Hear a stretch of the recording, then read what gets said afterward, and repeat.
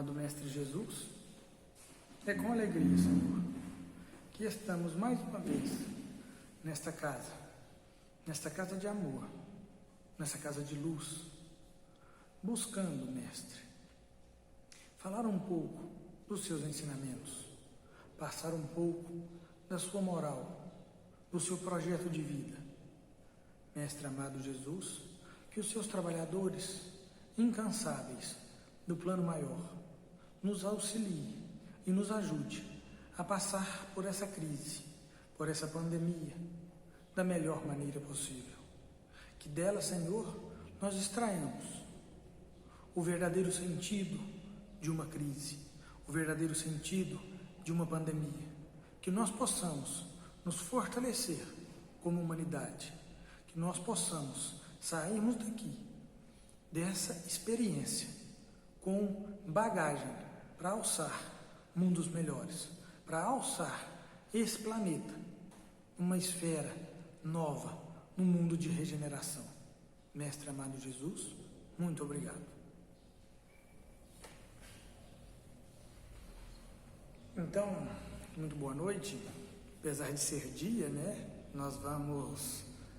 Essa filmagem vai ser veiculada no período da noite. Boa noite a todos meus irmãos. E quando a gente pensa em sofrimento, quando a gente pensa em dificuldades da vida, logo a gente nos depara com situações que a gente acreditava ser problemas grandes. E na verdade eles são somente obstáculos, são somente situações, são somente pequenos intempéries frente aos verdadeiros problemas da vida.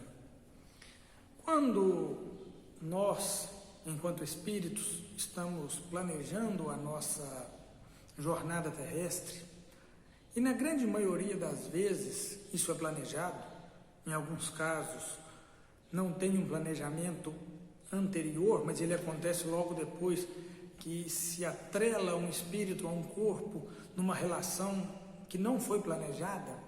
Até aí, depois disso, tem planejamento. Sempre nós temos alguém que nos auxilia nesse planejamento. Esse planejamento funciona como? Quanto maior o grau evolutivo da criatura, maior é aquele planejamento, mais cuidadoso é aquele planejamento. Ele passa a ter um critério maior do que quando nós ainda estamos primitivos, porque aquela velha música do nosso cantor Zeca Pagodinho, deixa a vida me levar. A vida vai nos levando, até que chega um ponto onde nós precisamos sim, a partir daí, levar a nossa vida. Então exige um planejamento maior. E quando os nossos irmãos, em conjunto conosco, quando temos condição, porque às vezes nós não temos condição de participar desse planejamento, todo ele é feito para nós. Quando nós temos essa condição, acontece que existem 3 teores de provas, 3 situações, na verdade, que nós vamos passar, que nós vamos participar durante uma encarnação. Ou nós estaremos ligados, ou nós estaremos ligados às questões provatórias, que é o primeiro passo, aonde nós aprendemos no plano espiritual, nós aprendemos em encarnações anteriores, e a partir daí agora nós vamos realmente testar o conhecimento que nós adquirimos pregressamente numa prova. Bom, quando essa prova é bem sucedida, a gente é aprovado, a gente passa de ano e a gente vai para um ensinamento seguinte, como acontece na escola. Mas quando não acontece isso, nós temos que passar por uma recuperação. Então, a gente chama essa segunda situação de expiação. Quando nós temos que repetir uma experiência que não foi muito bem sucedida. Nós temos que repetir uma prova ao qual nós não chegamos no mínimo necessário para ser aprovado. Então, quando nós temos algumas situações na nossa vida se repetindo com frequência, tomemos cuidado, liguemos o nosso sinal de alerta, porque provavelmente nós não estamos tendo o discernimento e fazendo a melhor escolha. Normalmente, quando a gente começa a repetir uma prova, repetir uma situação, repetir a mesma experiência durante a encarnação, isso sugere que nós estamos escolhendo a outra porta e não a porta certa. E existe ainda uma terceira situação, que seria a missão. É quando nós vivenciamos bem uma experiência, quando nós concluímos uma prova bem, e dessa conclusão bem, nós repetimos essa prova. Nós repetimos essa prova com o intuito de exemplificar para alguém. Aí nós vamos mostrar que essa prova funciona, que aquilo deu certo, que eu consegui vencer aquilo, e eu vou servir de exemplo para outra pessoa. Acontece que na atual situação que o nosso planeta vive, o nosso grau evolutivo de seres humanos e de todo o planeta Terra, é que nós ainda estamos catalogados num mundo de provas e expiações, não um mundo de regeneração ainda. Então esse mundo de provas e expiações, ele é um mundo que requer muito mais o nosso tempo em provas, para a gente atestar o nosso conhecimento, atestar a nossa vontade de melhorar, atestar o nosso poder evolutivo, ou expiações, que é quando nós nos propomos a realizar uma prova qualquer e nós não conseguimos passar por essa prova, então nós temos que vivenciar novamente essa situação. E às vezes a gente vivencia essa situação um pouco mais difícil, com uma situação um pouco mais dolorosa, apertando mais a correia, como acontece na escola, onde a gente tem o período de um ano para poder estudar e aprender aquela matéria, e nós não conseguimos a nota mínima para ser aprovado. Acontece que na expiação é como se fosse a recuperação. Nós temos aí um período de uns 15 dias, antigamente tinha, hoje eu não sei como é que funciona isso, mas nós tínhamos aí um período de uns 15 dias para revisar toda a matéria do ano e fazer uma prova com todo o conteúdo anual, para a gente poder tentar não perder aquele ano.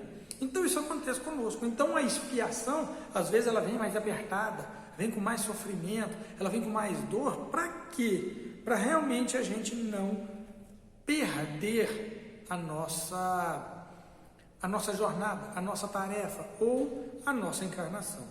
Bom, e como esse planejamento ele passa por essas situações, na vida nós temos principalmente motivos de tristeza e não momentos de alegria. Jesus falou, e foi muito claro, que fala que a felicidade não é deste mundo. Então que aqui nós não precisávamos esperar momentos muito felizes, nós precisávamos de ter lances de felicidade. Bom, então quer dizer que essa vida vai ser uma vida mais dolorida, uma vida mais doída. E nós temos 3 situações também que dificultam muito a nossa vida, dificultam bastante, e normalmente são elas que nos levam a perder alguma prova, a jogar fora alguma experiência encarnatória. E a primeira situação difícil que nós temos vivido ao longo das eras seria a questão da solidão. A solidão é a pessoa viver sozinha. E o que é solidão? É aquela pessoa que vive em casa sozinha? Também. Mas a solidão é a carência do afeto, a carência do sentimento. É a criatura que se isola e vai ter uma vida sozinha, ela não convive com ninguém, ela não partilha felicidades, mas também ela não partilha tristezas, e isso vai gerando na criatura um grande amargor, vai gerando nela tristezas grandes ao ponto de criaturas chegarem, né, já velhas, ao ponto do suicídio em função de uma solidão. E um alerta que nós, jovens, temos que tomar cuidado é com os nossos velhos. A população tem ficado cada dia mais velha e famílias cada dia menores. Famílias menores, cada um, às vezes, o casal tem 2 filhos, os 2 filhos mudam de cidade, e aí o casal fica ali só naquela vida, os 2, um deles vem ao desencarne, fica uma pessoa sozinha, e ela vai vivenciando aquela solidão. E isso traz muita amargura, uma situação muito difícil que nós temos hoje na nossa atual momento encarnatório. Então, a solidão não é uma tarefa difícil da gente combater. Bom, e nós temos uma segunda situação difícil, que seria a situação da saúde.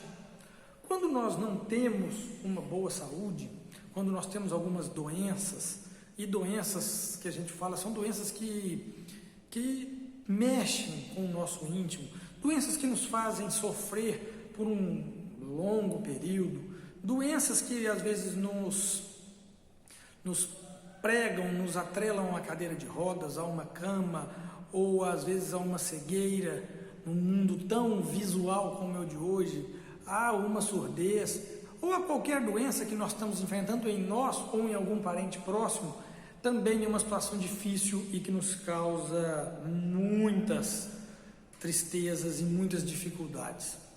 E uma terceira situação que nós temos seria a situação financeira. A situação financeira desfavorável, né, a falta do recurso mínimo, do mínimo que nós temos vivenciado, ela também nos causa tristeza, tanto em nós, quando nós somos aí miseráveis, quando nós temos uma situação de falta, mesmo, de privação do necessário. Segundo as obras de Allan Kardec, nenhum homem, né, deveria viver na miséria. Então, a sociedade que teria condição de auxiliar aquelas criaturas desvalidas, ou as pessoas que não teriam condição de trabalho, a sociedade deveria, então, disponibilizar recursos para essas criaturas. Então, a doença, a situação financeira ainda atrelada às doenças, dificulta mais ainda o processo evolutivo. E às vezes a gente, quando ainda tem a situação financeira desfavorável, a miséria, faltando o necessário, em concomitante com a doença, e às vezes o esquecimento, o isolamento, né, vamos falar assim, a ausência de familiares, a ausência de amigos, que isso gera em indivíduos que ainda não estão preparados, que ainda não estão em momentos missionários, isso gera uma dificuldade muito grande para se viver. E gera principalmente uma descrença em Deus, uma descrença no poder divino. Gera uma desconfiança que Deus não está olhando para nós, para aquelas criaturas.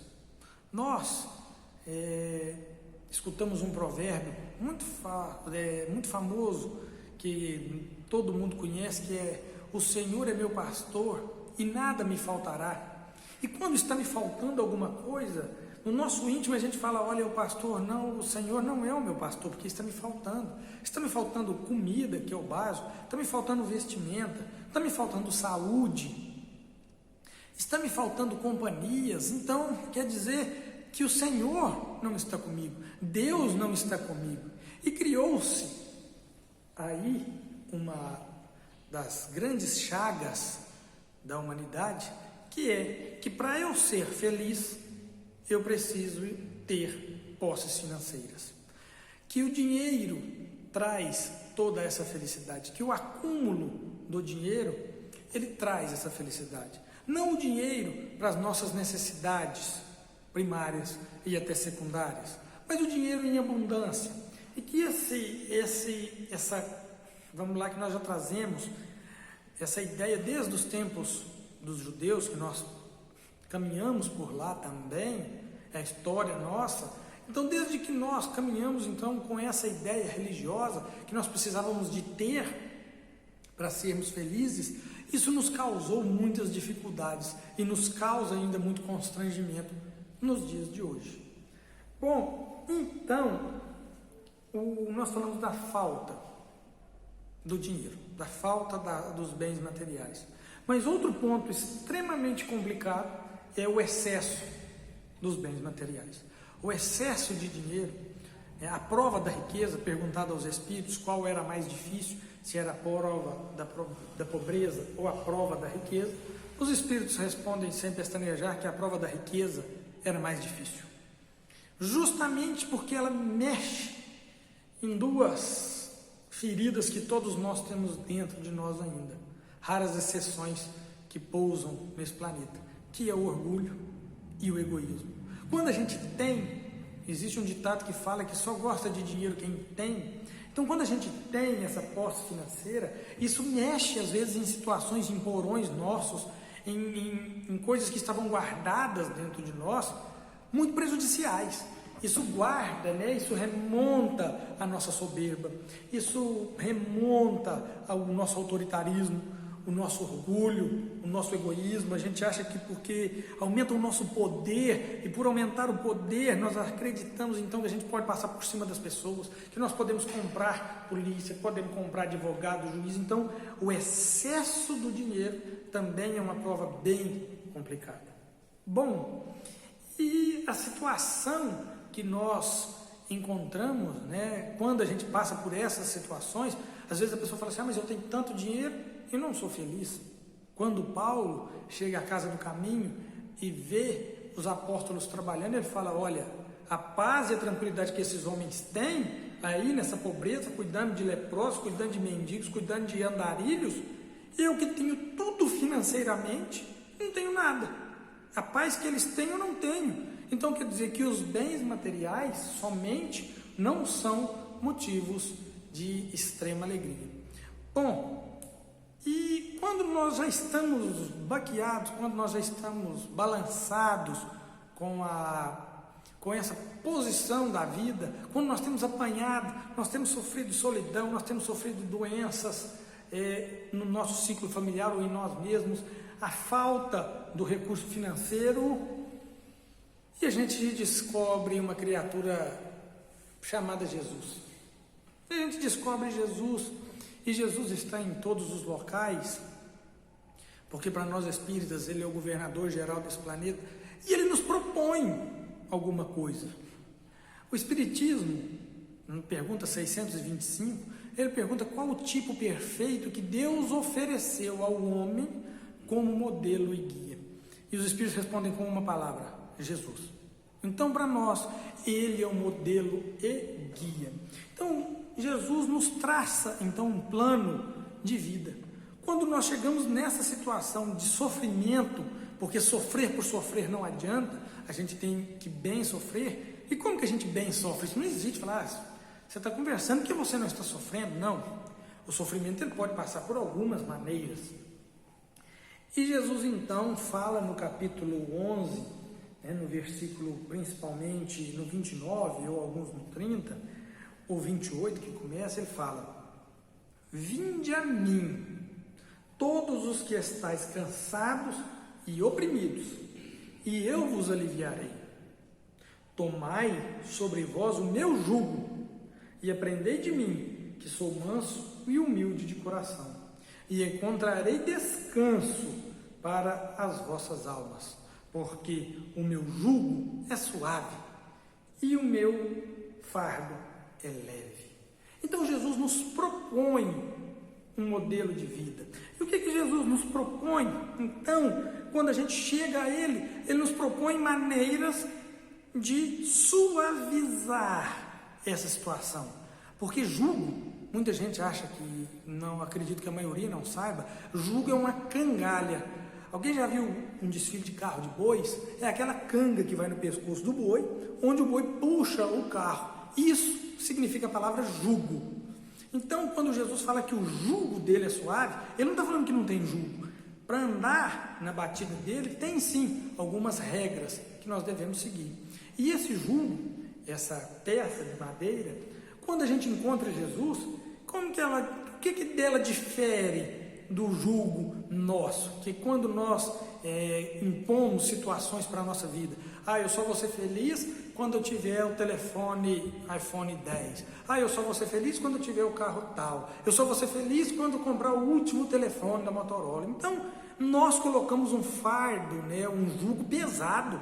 Então, quando essa canga que está no nosso pescoço está machucando, porque ela é de madeira, e nós estamos fazendo força, por quê? Porque nós vamos jogando coisas lá dentro do nosso fardo para pesar, nós vamos criando expectativas e criando sonhos extremamente materiais, que o nosso fardo, a nossa carga que está lá dentro do carro de boi, vamos falar assim, ou dentro da nossa charrete, ela vai ficando muito pesada. Então, o que Jesus vem e faz? Jesus forra para nós esse jugo, ele acolchoa essa canga para nós, para a gente poder puxar ela mais fácil. E ele fala, olha, que o meu jugo é suave, então o jugo fica macio, ele é suave, ele não pega no nosso pescoço fazendo feridas. E o fardo leve. Então, o que Jesus então propõe para nós, para a gente combater essas três situações? Olha, Jesus nos propõe, para a gente combater a solidão no seu plano de vida, ele nos propõe que nós precisamos de viver e conviver com os outros, com as imperfeições alheias, que nós só podemos ser felizes se eu conseguir ser feliz com a felicidade do outro. Jesus nos propõe que mesmo o meu amigo que torce para o Cruzeiro e o que torce para o Galo, nós continuaremos sendo amigos, mesmo me contrariando no seu gosto esportivo. Isso acontece na política, que nós temos que ter amigos, não é por causa de uma questão política ou qualquer outra situação, que nós devemos passar por cima disso e não conviver com as indiferenças, porque quando a gente não consegue conviver com as indiferenças, nós vamos nos isolando. Eu só convivo com quem pensa igual a eu vou deixando os meus amigos, eu vou deixando os meus parentes, eu vou deixando a minha família e eu me isolo. E o grande tchan da vida, o grande sentido da vida é eu conviver. E para me poder conviver, eu tenho que aceitar as diferenças. Esse é o primeiro plano que Jesus nos propõe para combater a solidão. Que para mim não ser solitário, para mim não ser uma pessoa sozinha, eu preciso de aceitar o outro do jeito que ele é. E a mim, eu devo me melhorar e buscar conviver com o que eu acredito, com o ideal ao qual eu escolhi para me viver. Esse é o primeiro fato que Jesus nos propõe. A segunda, nas questões das doenças, da saúde física, Jesus nos propõe, ele nos conta que existe uma outra vida além. Até Roberto Carlos conta, que existe uma outra vida além. E que nessa vida, que é o verdadeiro reino, porque quando ele fala, olha, o meu reino não é desse mundo, é de outro, e há muitas moradas na casa de meu Pai, Jesus fala justamente da pluralidade das existências, que nós temos outros locais onde nós seremos mais felizes, que a felicidade não é desse mundo. Então, se nós estamos com saúde, você pode ter certeza, ela também é passageira. Todo mundo um dia vai chegar ao desencarne. E a doença também é passageira, porque nós, se suportarmos uma doença por uma vida bem suportada, sem revolta, sem rebeldia para com Deus, nós também teremos êxito lá na frente, onde nós vamos colher, sim, frutos dessa experiência, dessa prova ou dessa expiação. Então, Jesus nos conta que existe outras possibilidades, que existe a vida do além, que existe vida depois dessa vida, então que esse sofrimento que a gente está tendo ele agora, isso vai servir para nós. Então Jesus acalenta. Ele vai tirar a nossa doença? Não, mas o fardo fica mais suave, o jugo, a canga fica mais suave da gente encarar a doença dessa forma. Que Deus não está me castigando, que Deus não se esqueceu de mim, não. Deus está me dando uma oportunidade para eu não perder o ano, para eu não perder a oportunidade. Deus está dando chance, mais uma chance de eu aproveitar essa encarnação bem aproveitada. Bom, e a terceira questão, que seria a questão das finanças, né? Jesus nos propõe que nós não precisávamos de muito para viver, que os momentos felizes que nós temos na nossa vida normalmente não estão atrelados ao dinheiro. Momentos felizes como uma lembrança de casa, uma lembrança gostosa da mãe, do pai, ou algum momento com a família, com os amigos, que isso não necessariamente tem que estar atrelado ao dinheiro. Normalmente não está. Quando a gente lembra de momentos felizes da infância, quando praticamente a gente nem sabia o que era dinheiro, e a gente fala, nossa, mas eu tenho uma saudade da minha infância, quando eu saía na rua, brincava de carrinho, brincava de bola, carrinho de rolamento, descia a ladeira, machucava tudo, chegava em casa de noite.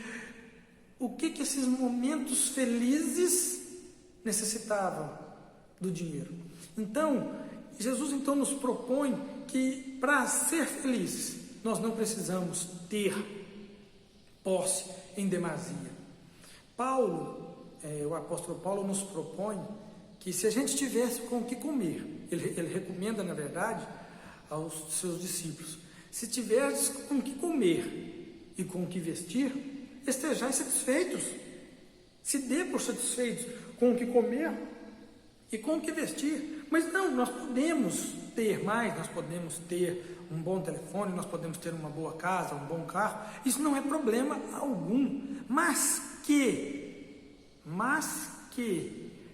o que nos sobra, o excesso que nós temos, que nós possamos destinar isso às outras criaturas, que nossas posses, que o nosso dinheiro possa funcionar e valer para alguém também, que pessoas possam se beneficiar desse nosso ganho, dessa nossa condição momentânea, porque hoje nós temos e amanhã provavelmente nós não vamos ter, ou teremos com o que comer, ou estaremos às vezes exemplificando uma vida mais tranquila, uma vida com menos posses ou menos poder financeiro. Então, que nós possamos, quando o mundo inteiro estiver numa faixa evolutiva maior, nós acreditamos que não vai ter mais criaturas no âmbito da miséria, uns vão ter mais, outros vão ter menos, mas todo mundo com o mínimo para se viver dignamente. Então, quando Jesus nos propõe que nós coloquemos então a nossa canga, o nosso jugo no nosso pescoço e puxemos com as orientações do Cristo, com o seu carinho, com o seu afeto, com a sua mensagem, que esse jugo fique mais suave. E com isso, nós não vamos precisar de encher o nosso fardo lá atrás de coisas mais pesadas, onde nós não vamos adquirir.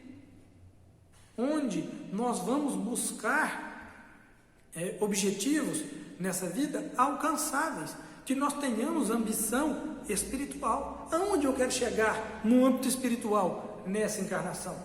Eu quero me livrar de qual defeito? Eu quero me melhorar de qual das minhas mazelas? Essa que é a grande chave e o grande objetivo dessa encarnação. Entender que para nós seguirmos um bom caminho, nós precisamos de deixar algumas mazelas para trás.